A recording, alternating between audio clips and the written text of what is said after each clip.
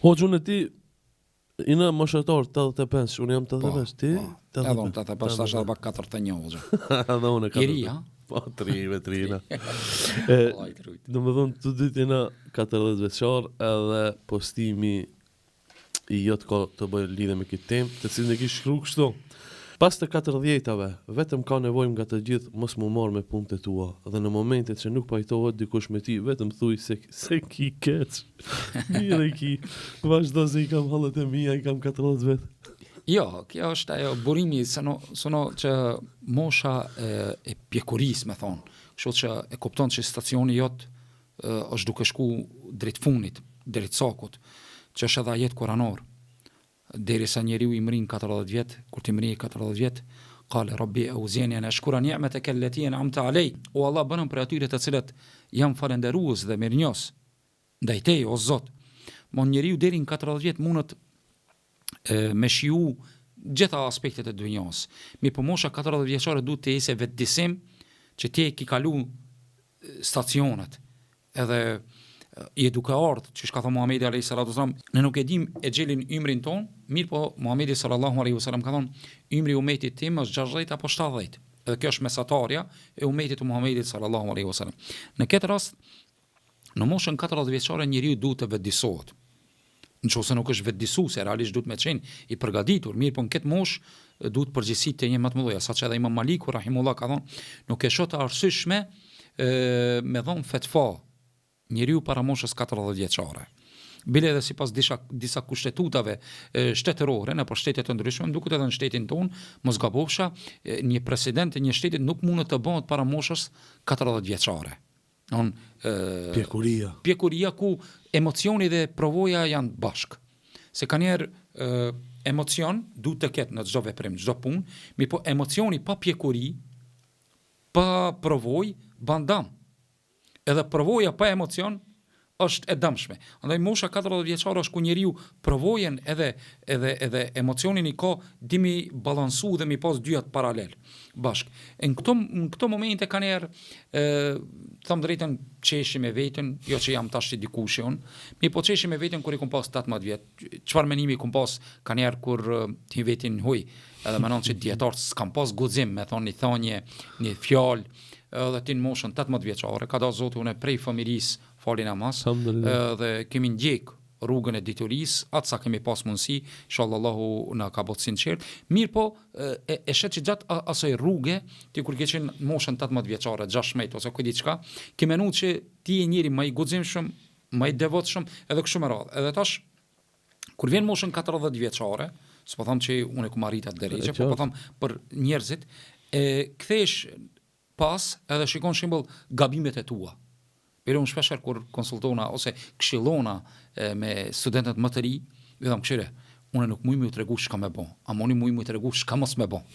Se shka me bo, ka djetarë cilët ta hapin rrugën, se a shka mos me bo, tham unë e kum bo, këta mos e ban. Unë e kum bo, dhe ku kum dështu unë, ti mos shka me dështu. Se kjo është natyrshmëri njerëzore, që çdo biri ademit është gabimtar. E atë shka moshën 40 vjeçare, sunulla, njeriu arrim në një mas ku ndonjëherë jeta dinamike, që e kanë domethënë nga familja, domethënë kanë njerë ato emocionet e familjes, e tinexherit, pastaj ndikimi nga luftrat e ndryshme të cilat i ki përjetu, ndarjet e muslimanëve, përçarjet, shumë rrot, ajo ndikon. Edhe ti vjen një moment ku pak as do me shiu detin e qetë. Edhe në këtë rast ka qenë edhe një pjesë e huazuar, aty jam i sinqert, kur ti bësh 40 vjet, domethënë ki nevojë dikush me ta thonë fjalë të mirë.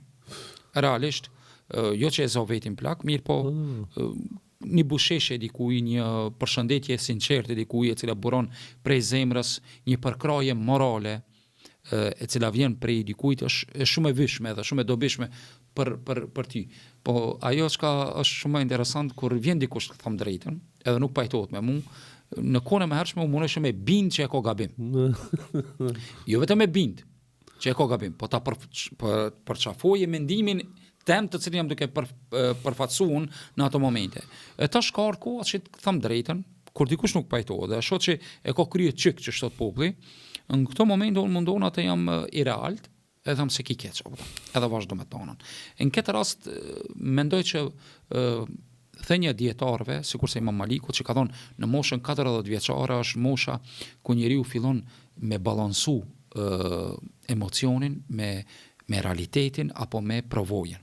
Edhe ka shumë nevojë, edhe këta unë kam qenë kundërshtari i saj për hir vërtetës, edhe ndoshta do ta kundërshoj veten deri në moment që vdes për shumë gabime të cilat i kemi bërë ose i bëjmë gjatë rrugtimit ton, po kjo nuk do të thotë që ne turpnomi kur vetë kritikojmë vetveten ose kritikojmë vetveten, mirë po përkundrazi unë e shoh si vlerë e cila më miri për ju është ai i cili pendohet, që ka thënë Muhamedi alayhis salam.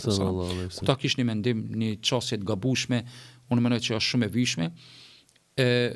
Sidomos për prindërit tonë, kjo vlen sallallahu të cilët ne kemi gjallë, ata të cilët janë të vdekur Allahu i mëshiroft, kanë njerë prindërve ka nevojë sallallahu, ato i kanë bërë për mi 40, 50, 60, dikush 70, ka nevojë, me shku mi thon fjalë të mira, me dëgju hallin e tij, me çndru pak me ta.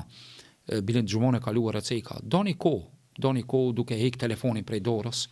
E di që është banale ka njerë bisedat, ndoshta ajo gjenerata e jone teknologjisë dhe prindve tonë ndoshta ka dallim shumë të madh, mirë po ne duhet të ulmi me ta dhe t'i dëgjojmë hallat e tyre.